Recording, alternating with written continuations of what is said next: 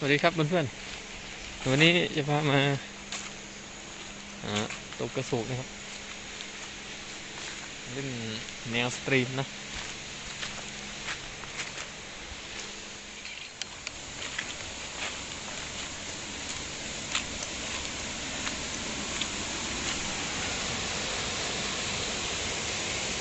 อืม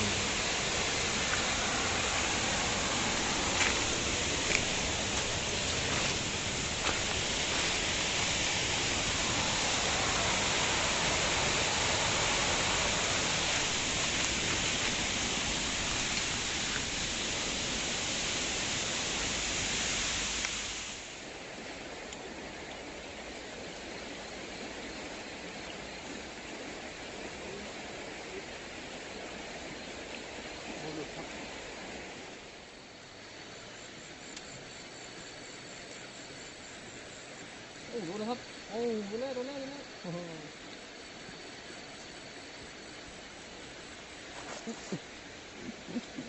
สุดเลย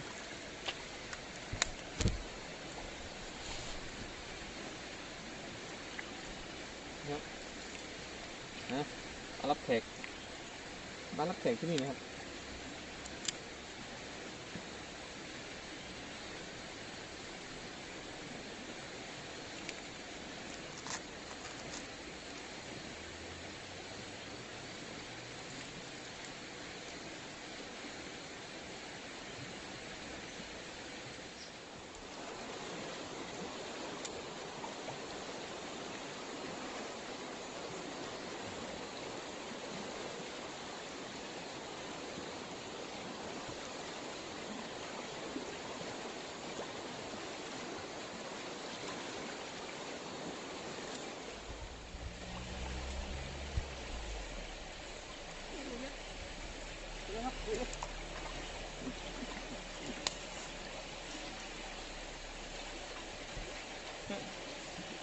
ตกกันแล้วนะไม่รู้เพื่อนเห็นไหมนะ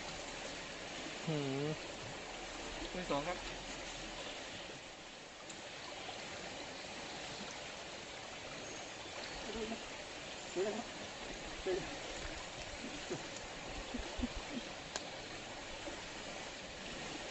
โอ้โห3 ตัวโซ่แล้วติดไหมตัว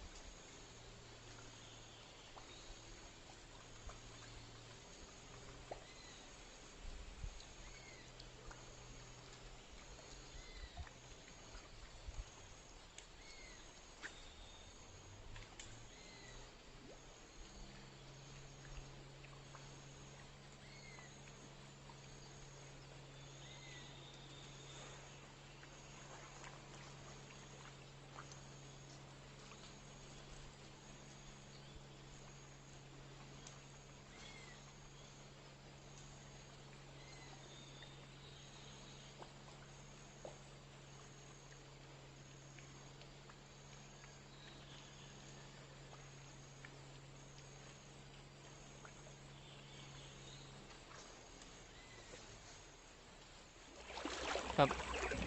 สำหรับวันนี้นะภารกิจตามหากระสูบตัวแรกของปีนะก็ได้อยู่นะจะว่าไม่ได้เลยก็ไม่ได้นะแต่ได้เป็นตัวเล็กๆนะครับก็ยังดีกว่าไม่ได้นะเดี๋ยวรอโตอีกหน่อยครับรอสัก2-3 เดือนนะเราค่อยมากันใหม่สูบต้นน้ำนะครับ